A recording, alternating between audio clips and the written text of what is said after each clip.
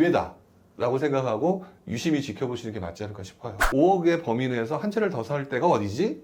이런 상황이 나타날 수 있다는 거죠. 똘똘한 한 채가 될지 가액으로 바꾸면서 다른 식으로 바뀌게 될지 그건 모르는 상황이에요. 근데 한 가지 확실한 건 있어요.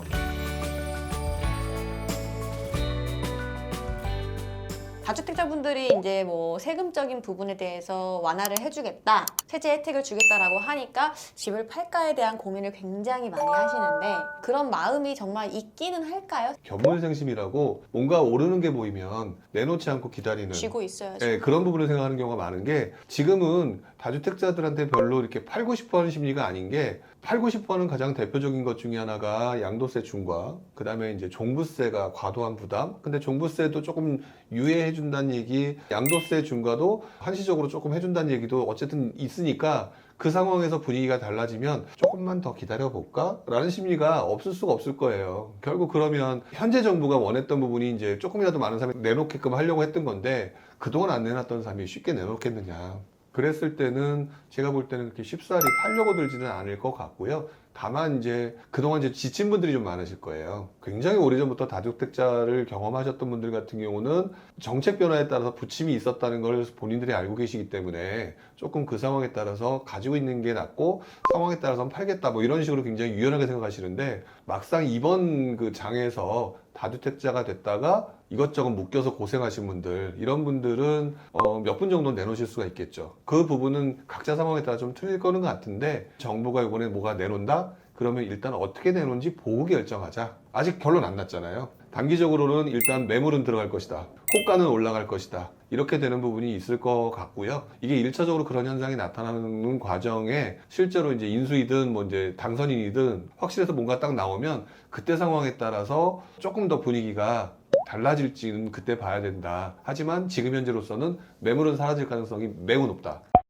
지침으로 인해서 물건을 파시는 분들이 내가 이걸 좀 정리를 해서 마음이라도 편하게 똘똘한 한 채라도 하겠다. 그럼 결국 상급지를 원할 거잖아요. 네. 근데 그런 것은 좀 더 분위기가 더 많이 살아나지 않을까. 시간이 좀 흐른 뒤에는 이렇게 보는데 어떻게 보시나요? 일반적으로 생각하면 그 말씀이 맞는 것 같아요. 똘똘한 한 채를 가지고 있다라고 하는 건 당분간 이어질 것 같아요. 왜냐면 이것에 대해서 뭔가 풀어줄 만한 요인들이 그렇게 많아 보이진 않거든요. 근데 그렇게 되면은 당연히 지금 여러 채 가지고 있는 사람은 중과 부분을 조금 어느 정도 유예하거나 그러면은 입지가 상대적으로 나쁜 것을 팔게 되잖아요. 입지가 좋은 곳들 한 채만 가지려고 할 거기 때문에 똘똘한 한 채 또는 입지가 좋은 곳이 오르겠다라고 생각하기가 쉬운데 이번 그 공약 속에 재밌는 내용이 하나가 있어요. 종부세 부과를 채수가 아니라 가액으로 바꾸는 거에 대한 고민을 해요. 채수라고 하는 거는 말 그대로 방향성이 똘똘한 한 채예요. 왜? 두 채만 가져도 안 된다는 얘기니까. 근데 이거를 가액으로 바꾼다? 그러면은 두 채든 세 채든 간에 어떤 수준의 가액이 되면 다주택자가 돼도 상관없다는 거잖아요. 사람들이 가지고 있는 상황에 따라서 또는 내가 예를 들어서 뭐 가액을 갖다가 뭐 20억이라고 했다고 쳐볼게요. 그러면 내가 지금 대충 따져보니까 한 15억이야. 그러면 5억이 남잖아요. 5억의 범위 내에서 한 채를 더 살 때가 어디지? 이런 상황이 나타날 수 있다는 거죠. 그런 상황이 나타나게 되면은 똘똘한 한 채로 인해서 입지가 좋은 것이었다가 이미 입지 좋은 것은 가지고 있으니까 입지가 괜찮은 곳 중에서 5억 전후로 해당되는 건 어떻게 될까? 어디일까? 이러면 또 외곽으로 갈 수가 있어요. 그래서 지금 현재 상황으로는 인수위가 어떤 식으로 부동산 정책을 진행할지 그리고 어떤 식으로 확정 발표할지를 모르는 상황에서는 단기적으로는 똘똘한 한 채 쪽에 관심이 갈 것 같은데 그 예를 들어서 가액으로 간다 이런 부분에 또 변화 요인에 따라서 반대로 갈 수 있는 상황까지 있어서 사실 함부로 투자하기는 조금 애매한 상황이 지금 현재 상황이긴 하죠. 그래서 저는 재미있게 보는 게 올 하반기 정말 진폭이 심하겠다. 다양한 모습의 상황들이 나올 것 같아요. 네, 정부가 어쨌든 규제 완화 쪽으로 가는 건 맞는데 똘똘한 채로 꾸준히 갈 수도 있고 또 바꾸는 거에 따라서 다주택자로 갈 수도 있고 임대사업자 제도를 다시 뭐 부활한다거나 이런 얘기도 있거든요. 지금 상황에서는 뭐 20일밖에 안 돼서 이겁니다라고 말하기는 상당히 어려워요. 현재로서는 그래서 똘똘한 한 채가 방향성이 현재 뭐 바뀐 게 없으니까 당연히 이 입지가 좋은 거로 가는데 그리고 계속해서 입지가 좋은 곳이 올라갈 거라고 보기에는 지금 몇몇 그 공약 때문에 분위기가 확 바뀔 수 있다. 우리 예전에 공시지가 1억 미만의 분위기가 갑자기 좋아졌던 것처럼 그렇게 바뀔 수 있는 소지가 있다라고 하는 부분은 꼭 기억하셔야 될 것 같아요. 네. 그래서 너무 섣불리 접근하기에는 지금 좀 애매할 것 같고요.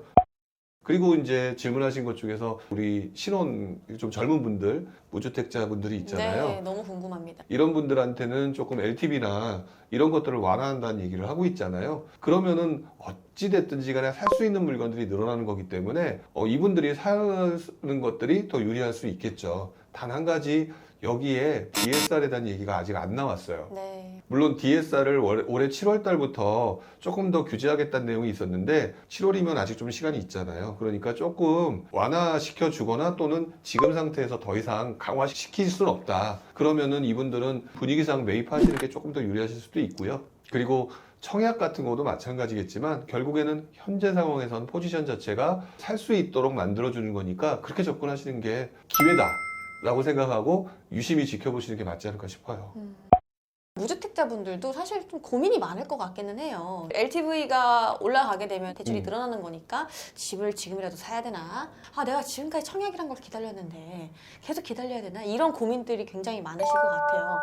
청약 어떻게 보시나요? 앞으로의 그 시장? 저는 항상 이렇게 말씀을 드렸어요. 청약 가점이 본인한테 해당이 되면 그 청약 무료 하는 게 맞다. 왜 그러냐면 분양가 상한제 때문에 당첨되는 것의 분양가는 낮은 편이 많거든요. 그러면 그건 하시는 게 맞죠. 근데 그렇다고 가점이 안 되는 사람들이 무조건 기다릴 수는 없는 것 같아요. 최근에 들어서 좀 약간 좀 진폭이 있다 보니까 심지어는 어떤 지역 같은 경우는 청약 가점이 굉장히 떨어진 곳들이 있잖아요. 그러니까 그런 부분을 생각해보게 되면은 세계 최초도 있을 것이고 신혼 특공도 있을 것이고 이 부분부터 제대로 좀 보셨으면 좋겠다. 그리고 난 다음에 내가 할 수 있는 범위 내에서 대출도 가능한 상황으로 갈 것 같으니까 너무 좋은 곳 이런 거 따지지 말고 조금 더 떨어졌더라도 내가 출퇴근하기 괜찮은 곳 이런 것들 좀 다 따져가면서 집중해서 파고 들어가지 않으면 앞으로 지금 정책 변화가 계속 다양하게 나타날 가능성이 높잖아요. 그러면 좀 있다가 이 부분 때는 요게 좋을 거고 저 부분 때는 저게 좋을 거고 또는 상황에 따라서 좀 실망하는 상황이 되면 청약을 하더라도 뭐 경쟁률이 떨어질 거나 이러면은 자기가 당첨될 확률을 어떻게든 만들어낼 수 있는 가능성이 있거든요. 그렇게 좀 접근하셔야 되는 게 맞지 청약이 더 좋을까요? 라고 말하기는 청약 가점이 높으면 당연히 청약을 해라. 그렇지 않으면